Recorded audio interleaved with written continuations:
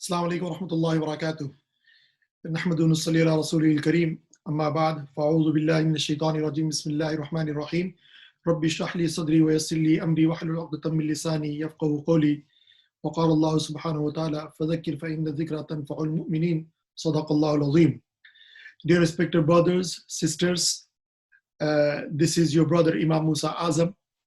I wanted to share with you some important points that I felt was very much needed for our community, having been the services for last 30 years in US, over 30 years in fact, and being involved in the domestic issues, counseling Muslim communities here in America, performing hundreds of nikah and settling the issues of the marriages out of court, number of them, bifadlillahi subhanahu wa ta'ala. And I'm really grateful and proud to say that number of those families that whom we have saved from going into divorce, alhamdulillah, still married with kids and happy. And at time when I see them in the functions, they are very happy and then thank me for being there. And after all, it is Allah subhanahu wa ta'ala who at the right time had brought them in contact with the right person, and that right thing was done. And alhamdulillah, they are happily married still. Unfortunately, there's a number of other couples, they ended up in unfortunate situation and they ended up in divorce. And sometimes that could be the right thing. However, when it's come to divorce, there are certain things I thought I'll just record for the benefit of everybody who could take advantage of it. One thing that I wanted to make sure is that the misunderstanding that we have of American divorce, the civil marriage divorce that we get from the court, if it is sought directly on the paper with the mutual understanding, that's a totally different ballgame. But if the situation goes to the point where the either party or both party ended up hiring their own counsel, their lawyers, then these lawyers handle this case as they understand and see fit. What I mean by that is, here in America, concept of divorce is totally different than what Muslims talk about as divorce. And since they do not know these lawyers of a Muslim concept of divorce, they ended up just treating these divorce cases as they have been trained and taught. And what they basically do, as soon as the person calls and makes an appointment to even to consult with them, you have to keep in mind they are there in business. They are there to do business and they are in it for a business, which means they are there to make money and living. They have their own families to feed and to take care of. And until or unless they charge, they cannot be staying in business. And we need to understand that it's not only the counsel, the attorney that you go to meet with, consider this as a business for them. Even the court proceedings also involves with money making. It's a complete industry based on making money and solving problems, supposedly what they say it is. And the longer the case get prolonged, the more money they stand to make. And the more parties continue to dispute and disagree and refuse to discuss among themselves, the more they are utilized their services. Both side counsels will talk to each other and facilitate the communication. And if outside mediation were to get involved, they said that you can do that, it is your right, but they don't encourage that, to say the least. And when they do not get that strong support and encouragement from their attorneys for the settlement, out of court settlement, neither of the party feel comfortable in going with the settlement, because they would scare them to the point that if you do this, you might end up compromising your rights and you may not be able to recover them if you are to agree and enter in the settlement offer. So the parties then ended up just going along with the advice of their lawyers, and they usually get tried between the lawyers. And when that doesn't get done, then the next suggestion that is given to the clients by attorneys is that then we could go to the court. and let the judge decide. And once the clients agree to this, then they request the court to give them a date. And when the date is given, that means both side lawyers can get to bill the client for preparing each other for themselves for the court hearing. And then they go into documentations, requesting documents from each other and asking each other questions.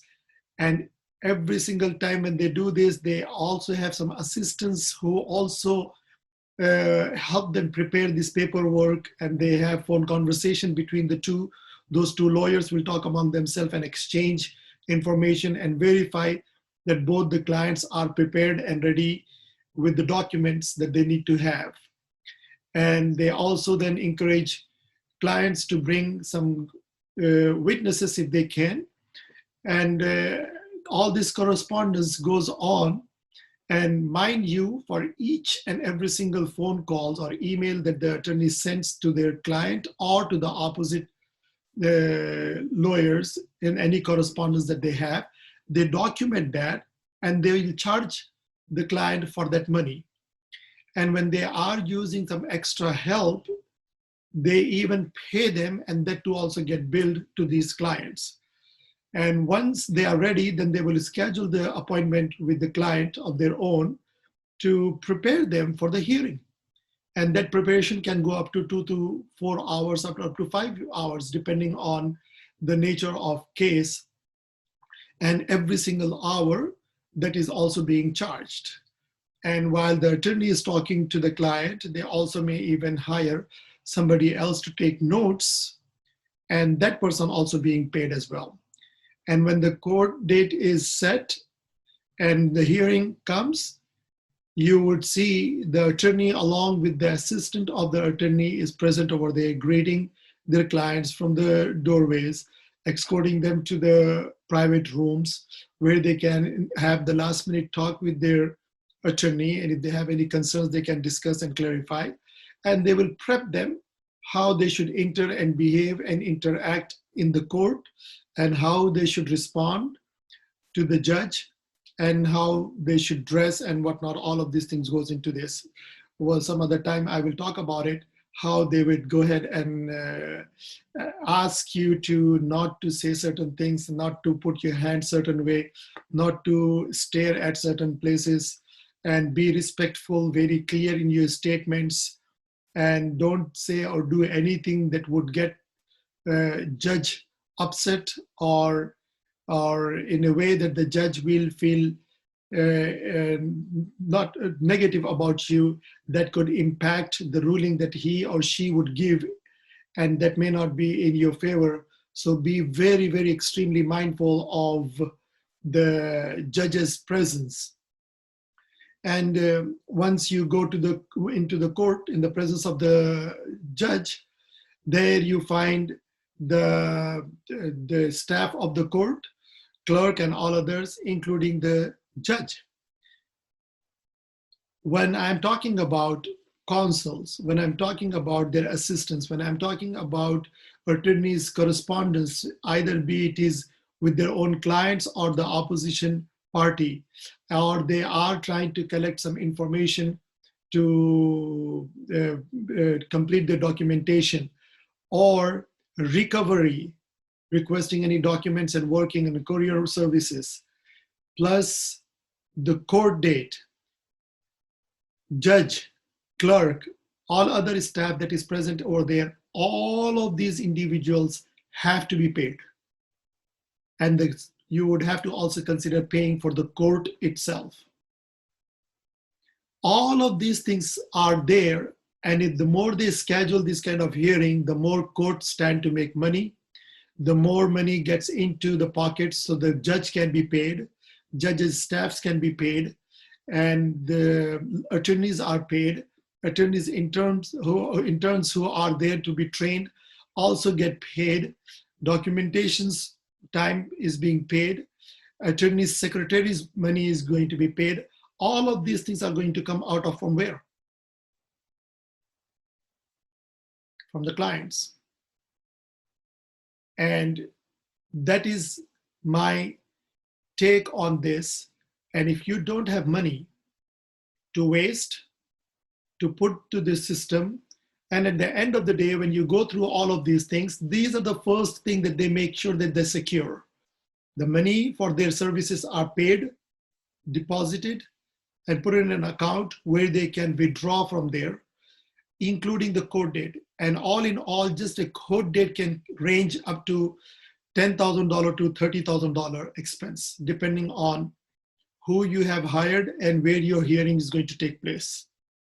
All of this money going to be charged to the clients, and clients then will be told how they should speak and how they should respond, and why they could not speak if they have to say anything except to answer the question that is being asked, mostly with yes or no or very small statements.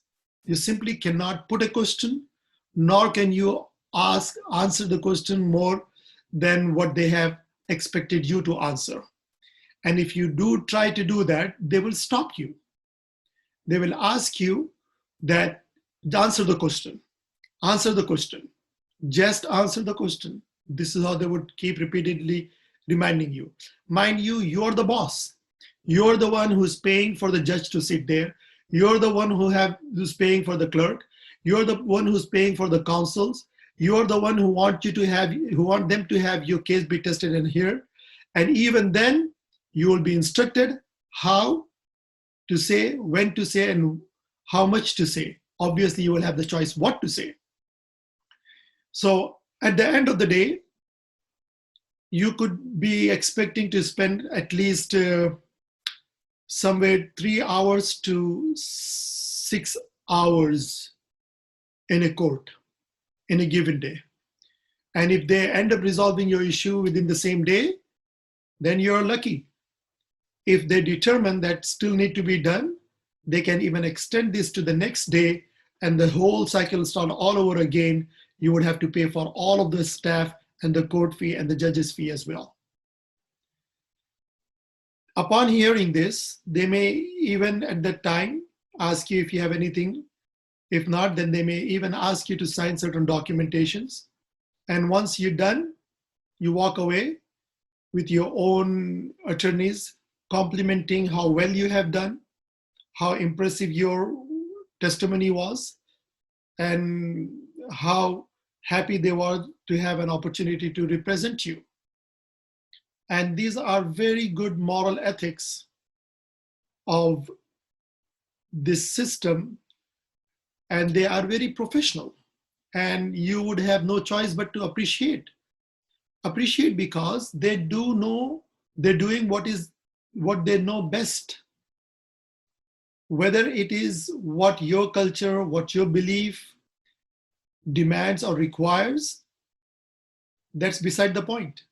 But as far as American way, how America deals with these situations, these lawyers are well versed in their laws, rules, and regulations, and do's and don'ts, and they do to the best of their ability abide by the rules and regulations and do the business as they've been taught, and making sure that they are not shortchanged or at the end will be left with the back. So they will make sure that they get paid for the services that we have asked and requested. So given all of these things, one will walk away from asking oneself question that, is this what I wanted? And most of the time, both parties might even say the same thing. We have paid the lawyers for all throughout the year of processing, and we have also had the court hearing. We paid for it. And at the end of the day, we still have to wait for another week to 4 weeks to hear the judgment. The judge will talk to both of the attorneys and then will give his judgment. And once you receive the judgment, that is the judgment that you're going to have to basically live with. And until or unless if you disagree any portion of it, then you would have to start the same cycle again asking your attorney to help you first, and then you understand, and it takes time again. You pay money to help you understand, for them to help you understand. And if and when you decide and determine that it's not what you wanted, then you can reappeal, and the whole cycle goes back again. So I hope you understand what I'm trying to say here. You wanted a divorce. Rather than getting a simple, straightforward divorce that Islam offers, when you go in this cycle on the system that America have for divorce, you will be going round and round and round and round. And I can almost guarantee you that you would not be able to find anybody who went through this cycle and could come out and say that I'm 100% satisfied. Illa mashallah. Reason being, not because the system is trying to wrong you, but that system is totally different than what you are looking for. What you're looking for, America in this current position, without understanding Islamic divorce, will not be able to offer the solution that the Muslims who are going through divorce process will get. For this to happen, America first and foremost need to understand and learn from the experts from Islam, from Muslims, what is Muslims divorce entail, and what exactly when the Muslim couple comes to you seeking divorce, what are they looking for?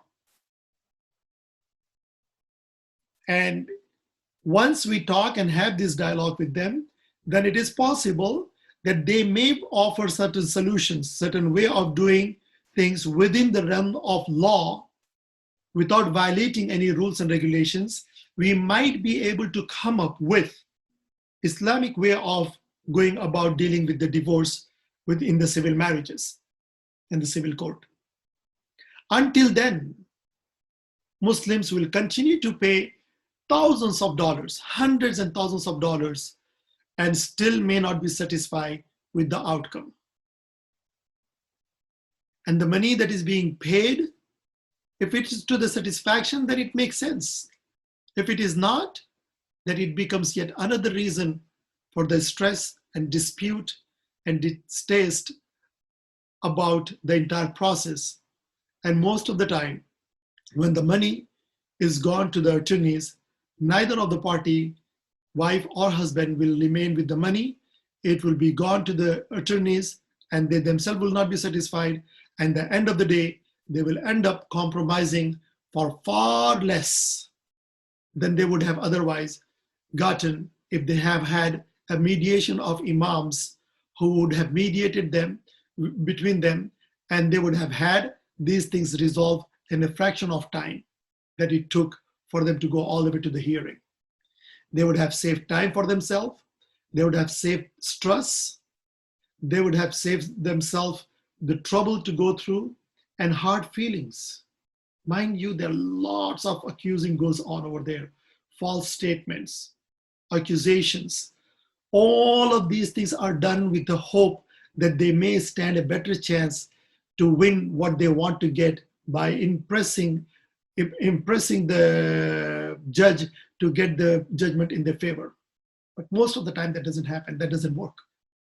These are experts, they can see through it very clearly. So that in return gives them frustration also. And they do all of these things with the hope because their counsel tells them, yes, there's a possibility, let's give it a try. In trying, you end up really getting stuck into the system and you end up paying a lot more money for it. And once again, I want to repeat this because having worked with the attorneys who are very respected and very professional attorneys, they're doing their job the way that they know best. You cannot hold them responsible. But my intention is only to bring this to the attention of the individuals who want to adopt this method and going in it blindly, thinking that it will serve their interest. I am here to tell you that it may not. It may very well, but it may not the way that you wanted. So it serves your interest to look into the solution that I'm suggesting. That is, yes, do hire a lawyer if you must, and have an attorney represent your interest. Discuss with them what are your rights in America, and then have an Islamic institution that is trained or certified to offer mediation in this situation, or have an imam or group of imams. Discuss this with them, both of you sitting in front of them. Let them, upon hearing you both, offer you solutions and suggestions in accordance with Quran and Sunnah, and then present those solutions to your attorneys. Let your attorneys look into it to see what they could do to make this contract that is in accordance with the law of the state that you're residing. And these two attorneys, ask them to sit down together and come up with the recommendation from the both sides. Incorporating this, prepare a contract that is agreeable to you and your spouse. Now, this contract, from the directions, recommendations of the Imams, will be in accordance with Quran and Sunnah. This contract, with the input of your attorneys, will be in accordance with the law of the state that you reside. And when these two attorneys put together a contract and both of you agree, you would then sign this, and this contract then can be presented to the judge without you having to request and pay for the court date, request hearing and pay for the court date. These two attorneys themselves can present this to the judge in a very brief hearing where they don't have to have you interrogated. You don't have to take the witness box. You would have to probably present and appear before the judge, and judge will see you along with your attorneys. Attorneys will present their case. Judge will then directly talk to you if he or she feels and ask you if you're okay with this. And once you give your answer, judge then will give their judgment. If you must go with the civil divorce, then I strongly recommend that you do this step. This will help you save time, your iman, stress, respect for each other, and possibly may not have to lie, and may end up getting a divorce that could be very close to what Islam will approve. This way, you have the divorce from the civil court that will protect your rights if you must have that security in the law of the land. And also, you would not have violated Allah and Rasulullah's law in this regard. I hope that I have conveyed the message loud and clear to save the Ummah from the trouble and the challenges that they meet, and the process that they may lose so much they can never ever gain by adopting to the humble recommendation that I'm giving. One thing I would like to repeat again: divorce in American civil courts are not the divorce that the you and I think it is in Islam. So therefore, try not to have to go through this process. If you can avoid in every day, any possible way that you could.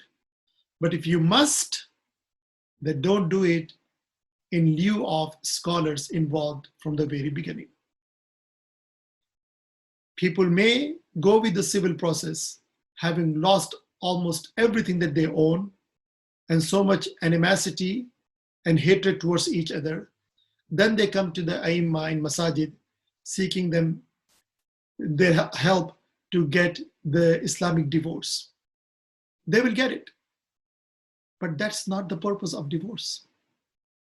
The purpose of divorce is to offer individuals an opportunity to part with peace if they cannot survive in marriage.